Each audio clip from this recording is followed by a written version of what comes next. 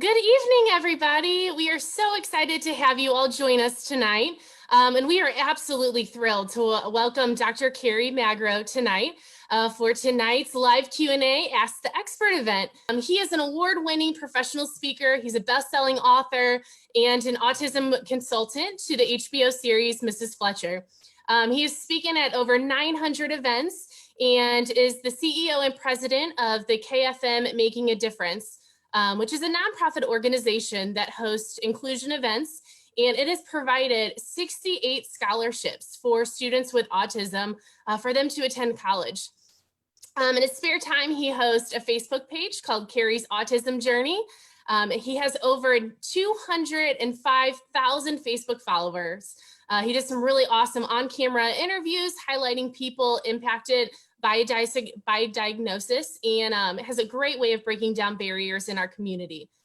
His videos have been watched over 35 million times, and some of his books include Defining Autism from the Heart, Autism and Falling in Love, and I Will Light It Up Blue.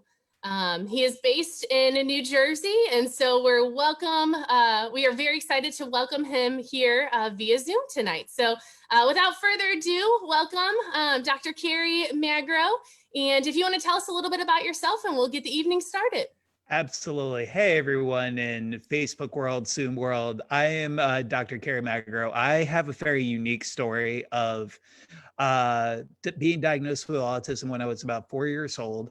And growing up, not a lot of people knew about autism and special needs. And I was during a time when the numbers of autism were 1 in every 1,000 being diagnosed, and now it is 1 in 51. Autism is the fastest growing developmental disability in our country, and I had a lot of struggles. I didn't say my first word until I was about 3 years old, then start speaking complete sentences till I was 7.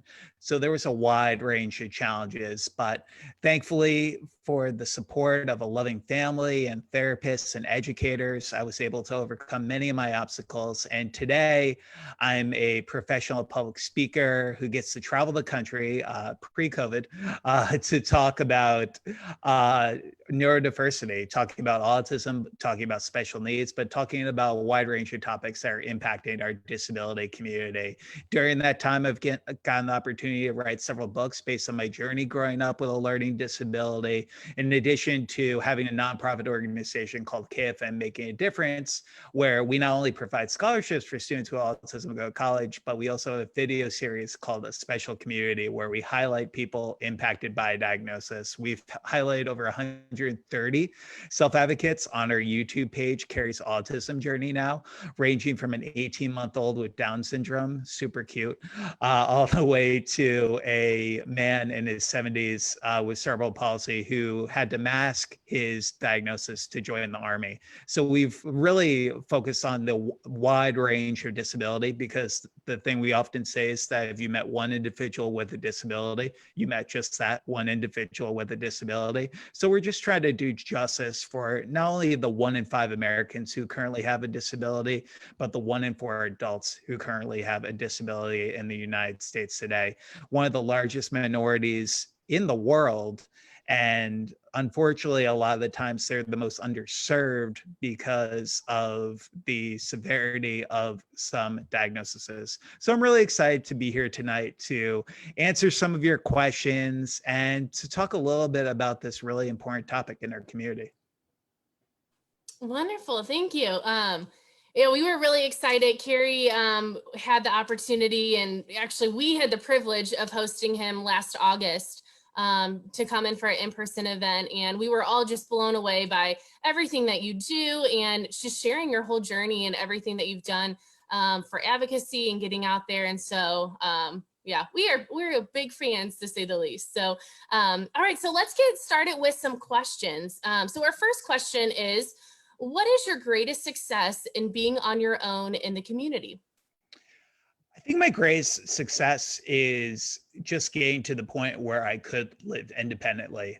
Experts told my parents when I was growing up that I would be lucky to graduate from high school. And now I speak in front of all of you today as somebody who just got his doctorate in education in spring of 2019, 160-page dissertation, if anyone wants to read it. And I've been living independently for almost 5 years. But while I was in college, I was also living independently and just breaking down barriers for people in our community. I feel like a lot of the times we hear 99.9% of the time on what people with disabilities can't do, but what are we doing to nurture their strengths? What are we doing to accommodate them so they could live the best quality of life possible for themselves? And I managed to make the experts wrong in many instances. And now today, that's just become a self-motivation of mine, which has really spearheaded my success today, just wanting to continue to prove people wrong and make people realize that even though somebody might have a disability, they have some amazing abilities as well. Wonderful. How has the pandemic affected the job and volunteer markets from those on the on the spectrum? So kind of what is your perspective and Yeah, it's interesting you say that because October is National Disability Employment Awareness Month. And those with disabilities in the United States have actually had unemployment, which was double compared to their non-disabled peers for a long time now. And especially when COVID hit, the statistics that were done by the Department of Labor were indicating that 16.1% of individuals with disabilities were unemployed. And even though that number has trickled down, recent statistics say that's about 13%, and it's still going down as we continue to open up after the lockdown happened. I have seen a lot of my mentees have real struggles with this, not only for those who have lost their jobs during this time, but also the other individuals who have gone through fast routine changes, who have had to work from home, have had to go through so many Zoom meetings. I mean, the list goes on and on. But one of the biggest things I continue to tell people in our community is that we need to continue to talk about the ROI benefits of hiring people with disabilities in the workplace, because COVID will end. We will be in the new normal, but individuals with disabilities, so many companies I talk to, they they think to themselves, what can I do to help somebody with a disability? And I tell them, don't think about it that way. Think about it as somebody with a disability and what they can do to help your company. No individual with disability is looking for charity. They're looking to prove what they can do in our communities. So that's something I continue to tell people. And I also encourage all the individuals I work with to go to the Department of Labor website at dol.gov. They have some phenomenal resources throughout the month of October for National Disability Employment Awareness Month. But it's a great way to get your foot in the door, to start learning a little bit more about mock interviews, to learn a little bit more about the amazing resources they have that could potentially land you a job in the future. that is great advice. All right, so this is a wonderful question that just came in. So Mark wants to know, so you often ask individuals with autism what they want others to know about them and their autism. So Mark's question for you is, what do you want people to know about you and your autism? I love that question. I I think that the biggest thing is I want everyone to know that it's individual, and no two stories are going to be alike. I have a very unique perspective of autism because most people don't think I have autism. They think I have an invisible disability today. So what I would like people to know about my autism is that even though you might not see signs on the surface, doesn't mean that I'm not impacted on the day-to-day basis. I still go through sensory challenges during COVID-19. I've seen so many routine changes that I've had to adapt to meditate on. And it's really important that we continue to realize that autism is a very wide spectrum. There are going to be people with low support needs, there are going to be people with high support needs, and we really just need to do justice for this entire community. Absolutely. That's great. So this is from somebody in our sixth grade audience.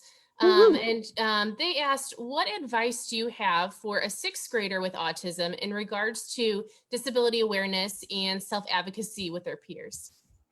Well, the first thing truly is that transition because for some schools, you are going to go into middle school. So it really starts with the parents and teachers having a really strong rapport, being able to establish that rapport. So there is no turnaround time when it comes to being at home versus in school. Because when I was in school at around that age, I would kick and scream because I didn't want to go to school. And then when I got into that routine, I would kick the door again because I was in that routine at that point. So it's really about establishing rapport with educators first off. So parents, family members, definitely, do your utmost if you can. If you can join a PTA, if you can join a special education parent advisory council, I highly, highly recommend because not only will it help you establish your footing with teachers, but it will also help you build your village with parents. And then the second thing is really understanding the importance of leveling academic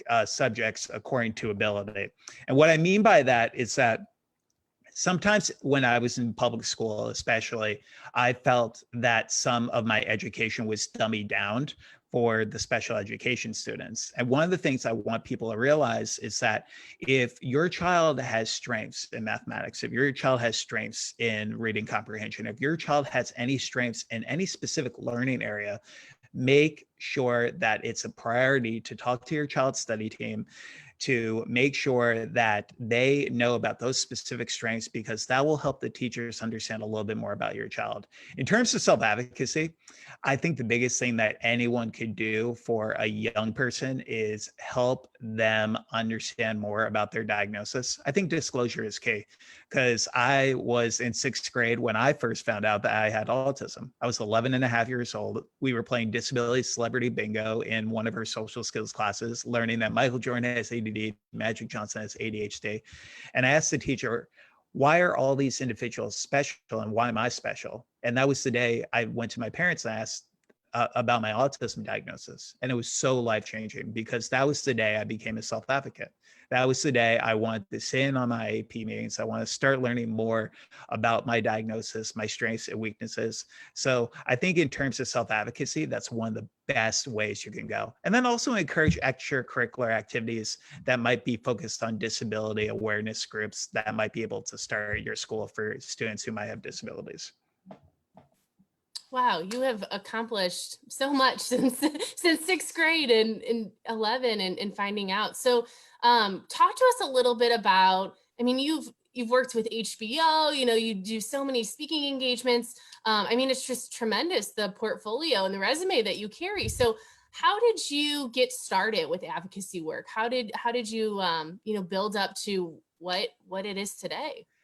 Yeah, I mean, when I was that age, really nobody, because I went to a private school for kids with learning disabilities when I was in middle school, and everyone just knew they had something special that made them part of who they were.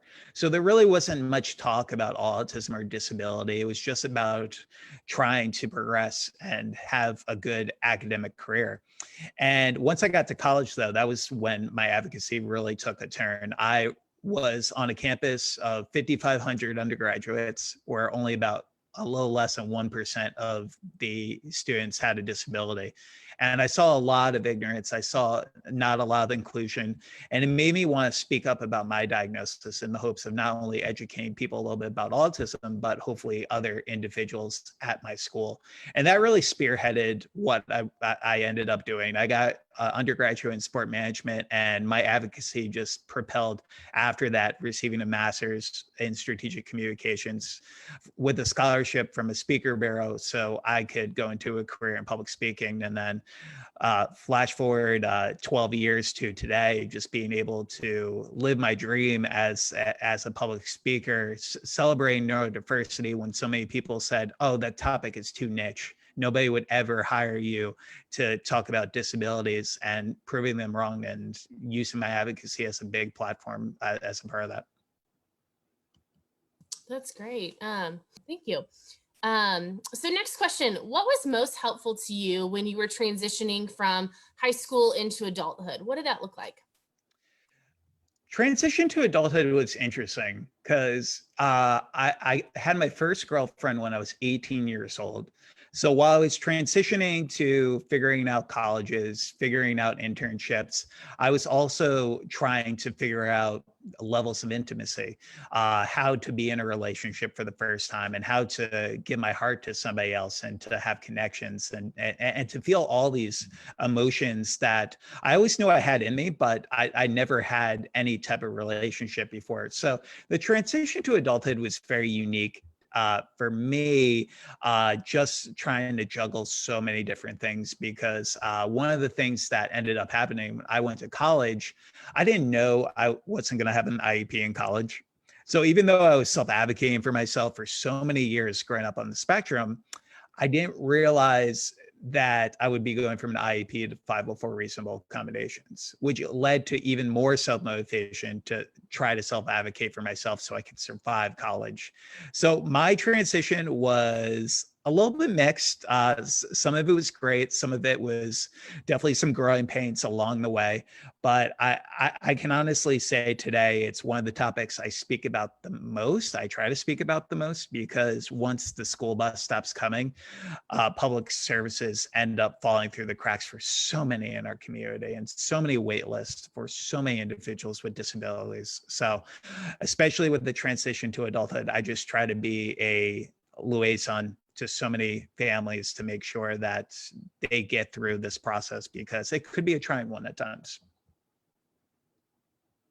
Yeah, we definitely hear a lot of stories and struggles, and there's so much that happens in those young adult years. And so what advice, like what additional advice would you have for somebody that may have been graduating high school, and maybe they're struggling to find a job, or didn't get into college, or just kind of figuring out what their niche is? What advice would you have for that person? Breathe. Because especially right now, I feel like there's an added pressure on all of us. This is why I tell to the schools I speak to virtually right now. The importance is not getting an A. The importance is being kind to others, and to be kind to yourself, because we live in a world with so much uncertainty right now. So the best thing you can do for yourself is to have a good mental state of mind. Make sure, if you're a parent watching this, that you're having daily mental health check-ins with your loved ones to make sure that they are doing okay. And just realize that we are going to go to a new normal, and hopefully we will have opportunities to talk about a wide range of topics like this. I think it's really important, because our scholarship program, I've seen it firsthand. We gave 18 scholarships for students with autism to go to college in the spring of 2019, which led to 86 scholarships we given overall. And several of the students actually had to drop out of school because they weren't able to really adapt to the virtual environment. And what I've told all of them is the same thing I'm telling everyone tonight. You need to take it, breathe, and realize that the most important thing you can do is just make sure that you're in the best mental health state of mind that you can. Yeah, that's great advice. So right now it's anti-bullying month. So what tips do you have for educators to prevent bullying, and for people on the spectrum to deal with bullies? So, one thing that I'm highly recommending for educators right now is starting strong peer mentoring programs within their schools. Most of the time, when a peer intervenes in a bullying situation, it's more likely to stop than when an authority figure does. So, when we do have strong peer mentoring programs, you can go to websites such as the National Mentor Resource Center to learn a little bit more. They have some amazing one-sheet PDFs on how you could start a peer mentoring program at your school.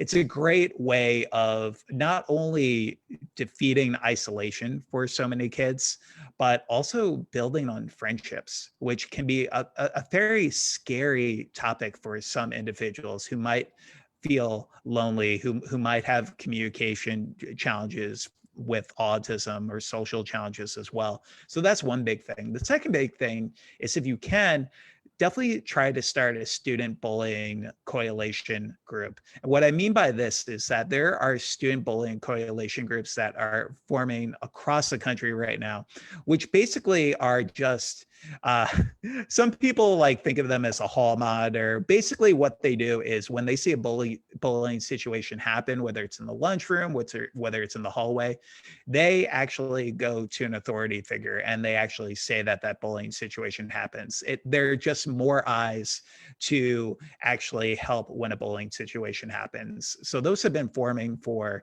a lot of years now, and Special Olympics has some great resources on how you could start. Definitely check out their website if you're curious about learning more. Yeah. Speaking of resources, are there some apps or technology resources that you find helpful in your everyday life? Yes. So the first one I would recommend is this app called Calm. So we live obviously in a very technologically savvy world now, and I am obsessed with my iPhone. Carry around it with me 24/7 for good and for bad sometimes in terms of procrastination. But there's some fantastic apps. Calm is definitely an app. I mean, you could really go into any type of topic today, ranging from dating. There's a great dating app for those on the spectrum called Hiku, Hiku. And there's just a wide range of ones. But Calm is one I use because it's just a daily meditation app that gives me back to a place of zen. My parents really use some practices in a therapy called cognitive behavioral therapy, which basically discusses taking negative thoughts and putting in positive thoughts instead. And that made me really get into yoga and Zen and meditation. And Calm is just a great app that just gives you those few daily minutes where you can take for yourself to come back to a place of Zen and to find that balance in your own life. Yeah. All right, next question. So did you have stemming, especially when you were a kid? And if you did, how did you overcome it? And what are ways that you have, what are some ways that you have stopped it? Yeah, I had a little bit of stimming. I used it as a coping mechanism. It was very small on the surface. I would rub my hands together as a form of stimming.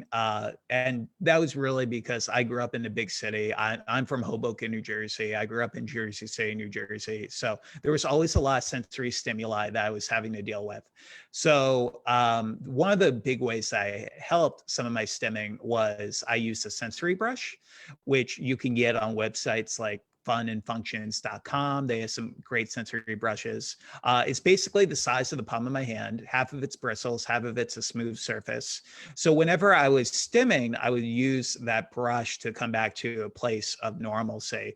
I just felt that comfortable. I know some people who openly stim today and just use it as a way of coping, which I don't mind at all. But for me, it was all about that sensory brush, which really helped me come back to a place where I would just use it 5 minutes a day with my occupational therapist, and we would role play different scenarios where, for example, if a bell went off, which meant that there was going to be a next class, we would use the bell. We would go onto a computer. We would have the sound of the bell, and I would use that to calm myself. So when I actually did have to go to school, I was ready for that situation. So that was a big thing that helped me with my stimming. And now I still have the brush today. I still have some challenges with stimming, but it's definitely decreased over the years. That's a great way to learn it though, and practicing with the bell, and that's great. So next question. So Sharon said that she has a degree in history, but the only jobs that seem to be open are minimum wage jobs. She said, where does she turn now? What does she do next? It's an interesting question. I think the biggest thing is what has your previous employment been? And I'll share my information in the Facebook comments at the end of this presentation. So if anyone wants to contact me directly, please let me know. It takes a village, so let me know how I can help. But the big thing is it's really about where you're starting. Have you had previous experience? Is there anyone you could reach out to in terms of referrals at this time who you might have worked with in the past who might be able to help you with this transition to future employment? If you're on the autism spectrum, go to the spectrumcareers.com. They are a job portal that actually help find jobs for those on the autism spectrum. The other website you could look at is called the What Can You Do campaign.org. And they are actually an initiative ran by the Department of Labor, which focuses on what we were talking about today, what individuals with disabilities can do to help find jobs in our community. So those are the two recommendations. I would also definitely look at glassdoor.com. And if you know of any companies that currently have job descriptions open, look to see if they have a strong standing in the disability community, if they've hired individuals with disabilities in the past, if they have reasonable accommodations that are prominent on their website, because that might be a great fit for you as well. That's great. So next question is from Westerly, and kind of along the same lines in the job market. You don't have to answer this if you don't want to, but he shared that he is 11 years old and he is curious how old you are. And then also he wants to know, how did you get this job? Do you like it? And how does he find a job that he likes and he wants to make a lot of money? Westerly, I'm so excited to hear your name. If it's the Westerly I'm thinking about, I had the opportunity to meet Westerly last year in St. Louis when I was speaking at the St. Louis Arc. Phenomenal kid. He's actually part of our video series at a special community. Westerly, I think about you all the time, man. I'm so glad you came on. Westerly, I think I love public speaking because I've always been really involved with working my own hours. I know so many individuals with autism who are entrepreneurs today. So one of the biggest things I would tell you is really just find your key strength and then just run with it, because we live in a society where I know, for example, it's like there's a young man named Alex Plank, who's also on the autism spectrum, who just wanted to start a forum for people with autism. And now his website, wrongplanet.net, has 88,000 people with autism all connecting with each other. And he never wanted to work a 9-to-5, and he was able to turn that into a 6-figure salary for himself today as an adult. So really just focus on your strengths, try your best to learn as much as you can on that topic, and then just run with it, sir. Westerly was excited to share. It is the same Westerly. It was so cool. He was with us last year, and you asked for any volunteers, and he popped up so quick. And yeah, I did. Yeah, that's awesome. All right, next question. What advice do you have for parents who are raising a child with a disability? The most important thing is you need to, first off, what I tell parents is definitely talk to your child's pediatrician to make sure there's no underlying conditions. Because with so many diagnoses, one of the constant things I hear from kids who turn adults is receiving a later diagnosis of things such as ADHD, especially in the autism community, seeing a lot of people linked to ecophilia, ADHD, and a wide range of disabilities. So one of the big things you need to do is definitely rule out as many diagnoses as you can, so you can get that early intervention, because that's really key. And then focus on your treatment plan. And it's not going to be one size fits all. We often say in the community, you can't peg a square peg into a round hole. So it's really about just establishing a rapport, finding the services and supports that work best for that specific child, and then really just trying to thrive with those. And if you see something not working, don't be afraid to change it up, and don't be afraid to reach out to groups such as the St. Louis Arc for supports, but then also definitely reach out and look at Facebook groups. I'm not going to say that 100% of the time that it's perfectly accurate information, but from what I've noticed from supporter groups like my supporter group, Carrie's Autism Village, which is just 72 educators, parents, self-advocates, is that there are a lot of people who want to share their own specific stories of having a child with a disability, living with a disability. So definitely don't be afraid to post your questions online. Take some of them with a grain of salt, but realize that there are a lot of people who might have similar stories who can help you.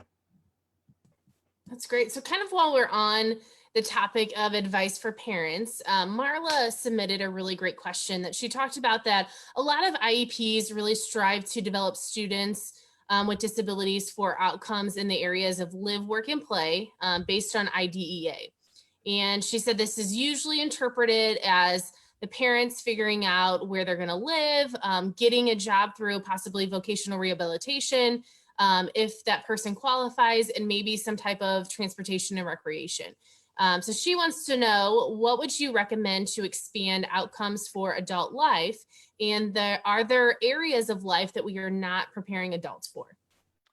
I think the biggest thing, well, obviously I have a bias, but I truly think it a lot of the times about relationships and social skills and teaching soft skills while we're talking about an IEP, especially in terms of transitional planning and what that transitional plan looks like for each individual. Some states it should start at 14, some it should start at 16. But at the end of the day, really focusing on those things specifically, because I didn't have my first social skills class until I was 11 years old. And now I know some schools that start teaching at 3 or 4 years old social skills. I'm working with a group that are focusing on a social skills app for 4-year-olds.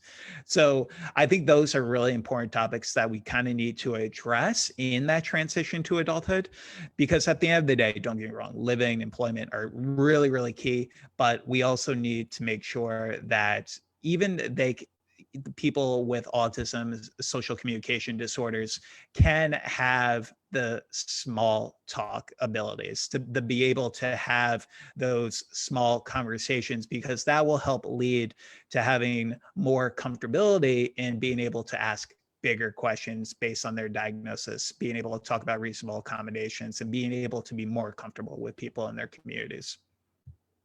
That's a really good point. So Kathy would like to know that did you share your autism diagnosis with your neurotypical peers when you were older, say like around high school age? And if you did, how did they respond? And did you find it helpful or hurtful? When I was in high school, I did tell my peers about my diagnosis. I never really mentioned it in middle school, but in high school, nobody really knew who I was. I was one of the only kids in my school who had autism. So the only perception they had of it was Rain Man. So they just assumed that I was great at math. And then I ended up winning the math award. So people that stereotype kind of stuck a little bit harder. Uh, but no, everyone just had that autism is only in boys, Vojag memory, great at math, and visual learners. And I've always been artistic along with autistic. And the farthest person you could ever meet from a Rain Man, Dustin Hoffman character. So I think one of the big things that I'm truly trying to encourage people to do is have conversations, spread awareness in school about different diagnoses. I love what Ellen DeGeneres started talking about in terms of bullying prevention. There was a young man, an 18-year-old named Tyler Clemente, who actually took his own life while he was on a video call with his boyfriend because somebody posted that online, and took his own life. And she mentioned the impact that it would make on the school community to have lessons in compassion. And when that came up just a few years ago, and Anderson Cooper has also been a big advocate for it, we also started talking about doing respect weeks in school, where every single day we would talk about different learning disabilities so we could become a more unified school program. Now today, groups like the Special Olympics have unified schools. Unified physical education is becoming truly key in so many schools, pairing individuals with disabilities with their neurotypical peers so they can learn more and really be an inclusive environment for everyone. So I think we need the parents, we need to advocate more for that in the schools. But then for those individuals, they need to be able to have that so they can feel comfortable sharing their diagnosis without the idea of being judged for it. Oh, completely agree. It's always tragic when you hear awful stories like that. And yeah, anything that we can do. So Abe is on here joining us, and she shared that she's 18 years old and she is on the spectrum. And she had a very similar question to our last one. And she wanted to know, did you ever feel like you were treated less than equal because of your autism? And if so, what kind of things do you do to help in this situation? If you're not treated as you should, and things that you do to improve your self-esteem. Yeah, honestly, all the time. And that's why disclosure for me and so many people in the community has become such a big topic, because at the end of the day, you see individuals on the surface, but you don't know what their agendas are, what they're thinking in their own right. I've had dates who have literally went straight up to me and said, "Carrie, I can't date you because you're autistic," and literally just blow my mind, absolutely shocked. I'm like, really? Really? And then employers, so the same thing. It's having employers who just can't really realize the aspect that, like, oh, they think of somebody with a disability as somebody who's going to affect the bottom line. And with that, most reasonable accommodations actually cost the employers absolutely nothing in terms of money. So I think we as a society need to understand that awareness is the first key, but for those with autism and other disabilities, we need to make sure that we're really, really emphasizing acceptance, understanding, and appreciation. Those are the three key elements that should come right after you have that general awareness and leading to this to help our loved ones. I still feel as a 32-year-old man today that some people, even in my life, sometimes see myself defined by my label. But one of the quotes I often say is that autism can't define me and I define autism. And I hope yourself as an 18-year-old can define your life and your journey in the way that you best see it every single day, and know that you are special just the way you are. That's awesome. Abe, I will add at the end too, Carrie's going to share his different social media platforms that he's on. But if you do not follow him yet, that is, whether you have a disability or not, that is a great way to help your esteem, because Carrie, you always post just such inspirational and great quotes. And I always love seeing that what you post. It always puts a smile on my face and just brings that positivity. So kind of along the lines of, so much that you've accomplished and everything. What would you say is one of your accomplishments that you're most proud of? I I honestly think it was getting my doctorate. After just so many years of being told by so many experts about what I couldn't do and what I wouldn't achieve, being able, I wrote a poem after graduating with my undergraduate that was titled "This One's for You," and it was a letter to all the naysayers who said that I wouldn't achieve great things in my life. And I think that to this day, and also being a self-employed individual who's been able to make a living off public speaking, my nonprofit, getting the opportunity to continue my video series, continue to consult for major motion pictures, television shows. I honestly think I'm so humbled and honored by all these opportunities. And I think, though, out of all of them, the doctorate definitely, just from the 3 years of just 24/7 nights, sometimes really pushing myself to get that degree, was one of the biggest. Oh, that's awesome. I think I just saw you post something like that you have to pinch yourself when you hear somebody call you Dr. Carrie Magro, because it doesn't seem real. So every time we see that, we'll give you applause from wherever we are in the country or in the world. So right before this, we were talking about how you have been the keynote speaker at a lot of virtual conferences lately, and but it's been kind of hard because you're such a networker and you love to see people in person. So kind of on the flip side, we've talked about things that are tough. Have you experienced really some positive things since the pandemic, even though a lot has changed? Uh, Well, the one big thing is just being able to work on my next book. Having the opportunity to be at home has kind of I when I'm home, I'm always able to write better than when I'm in a crowded airport, on an airplane, in a hotel room. I've always been able to hone in on writing when I'm at home. So, working on my next book on college, every single one of my scholarship applicants wrote an essay as part of their scholarship application. So we're turning it into a book called "Living with Autism: Stories You Need to Hear." So I'm writing my intro to that book right now, along with editing the book and all the essays to be in a good pattern. And I'm really looking forward also to just having the opportunity to continue to do virtual speaking events, but also to interview self-advocates. We kind of thought with COVID-19 that we were going to go away from it, but we've started doing Zoom interviews so we could highlight stories of people impacted by diagnosis. So, and it's actually been really cool because we've been able to interview people from across the globe. We were just interviewing a 22-year-old from Scotland today, and we would have never had that opportunity. We might have if Scotland would have us speak, but just having the opportunity to go from one in Scotland to the next one being from Massachusetts, and being able to continue to highlight the world, especially those impacted by a diagnosis.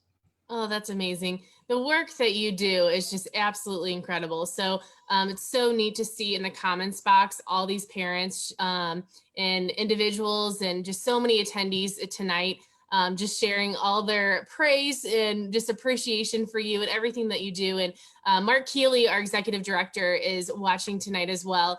And he just put such an awesome message to say, thank you so much for the positive difference that you make in our country, in our world, in the disability community. I mean, we just can't thank you enough. You do so much. So you've had so many wonderful accomplishments. What do you foresee the next 5 to 10 years? What do you think it'll bring? What are next steps for Dr. Carrie Magro? Hopefully a family. I mean, that's definitely, I think from a professional standpoint, I've seen a lot of my dreams come true, but I've always wanted to be a dad. So some people yeah, usually don't mention that on dates, obviously early on, but it's something that I've always wanted. I've always wanted to raise a family, and to have that opportunity to find a partner who I can call my soulmate. So that's definitely one of the big things that hopefully the next 5-10 years will have in store for me. But I also want to continue to write. I'm currently writing my first screenplay in my spare time, so I would love to dive a little bit more into Hollywood, and then just continue to help the community in a consultant position, and truly, hopefully, if I make myself self-sufficient in terms of revenue at a later age, being able to just be able to reach out to parents and give them advice and help them in their journeys with their children. Oh, that's great. Well, we look forward to your presence in Hollywood. You just let us know, and we'll be there cheering you on. That's exciting. So, in terms of writing, you've written a lot of books, and actually, there's some books behind you. So, can you tell us a little bit about the books that you have written? And I believe they're all on Amazon, correct? Yes. And thank you for that. I wrote, so my first book came out in 2013 called Defining Autism from the Heart. It was focused on self-advocacy.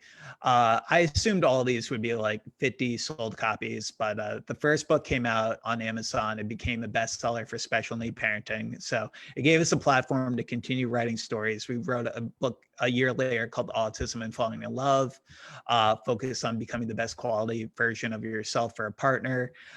And then I came out with my first children's book last April, focused on twins on the autism spectrum, because we often talk about early intervention being the key.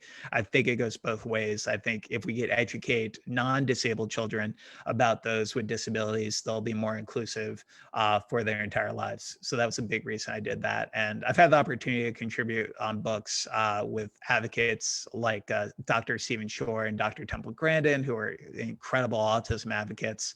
So I hope I continue to author, but also contribute to books for many years to come. Oh, that's wonderful. Well, we hope that you continue to publish more books so we can buy them. So, talk to us a little bit about you have a really strong presence on social media. You do a lot. So, talk to us a little bit about everything that you do. And then, if you can tell us all the different platforms so that people can find you. I'm on Facebook. My main focus is on a Facebook page called Carrie's Autism Journey. We have just a little over 200 followers, and we've just been blown away by the amount of teachers, parents, self-advocates who all come out and ask for support, and hopefully we could give them a little on our page, but also our video series where if you look at our video page, we've highlighted 130 self-advocates, but we've also had so many home videos come in from so many people from around the world who just want to highlight neurodiversity and their stories. So that's been great.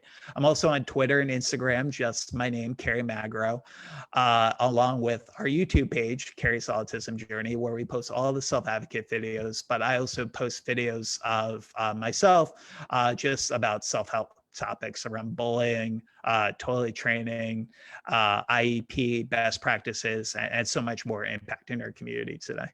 So I know anytime that we have you, everybody is just on fire with hearing you, and you're so motivational and inspiring. So, what are ways that we can support you in your efforts besides following you on social media and buying your books? Are there other ways that we can support you? And then, what advice do you have for, we have so many young people in our audience, and what are ways that people can take small steps, whether you have a disability or not, to really advocate?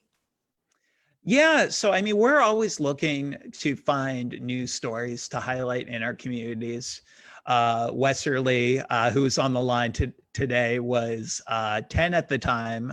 We interviewed him. It was his first on camera interview.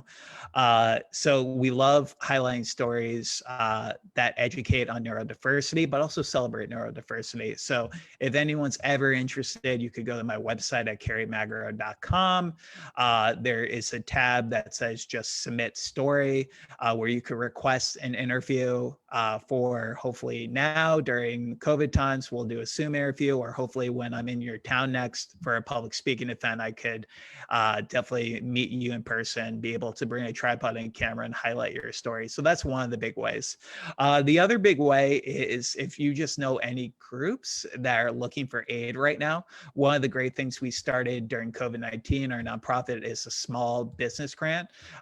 So small businesses that hire people with disabilities, we started a grant, just a small grant to help support them at this time. So if you go to my nonprofit website, kfmmakingadifference.org, you can learn a little bit more about that grant. We've had some amazing essays come in so far from a young woman with Down syndrome who started her own doggy treat company, to a local family here in New Jersey who started a scented candle and bath product business for her two nonverbal sons who are on the autism spectrum, so they can have jobs when they grow up. So those are two big ways. And then for young people who are on here, I continue to say that you just need to stick to who you are, embrace who you are, and don't let anyone tell you that you have to be any different of a person. Really go out there and achieve what you want in this world, and know that there are people out there who are going to support your strengths and your talents in this world. We've had questions tonight from people who are 18 years old, and trust me, during that time was one of the most confusing, hard times in my life. But also at the same time, now looking today as a 32-year-old adult, I will tell you, you are going to be able to find what you want to do. You are going to be able to get through. Just continue to push yourself, be self-motivated, knowing that there are advocates who have gone through your journey and have succeeded, and you'll do the same.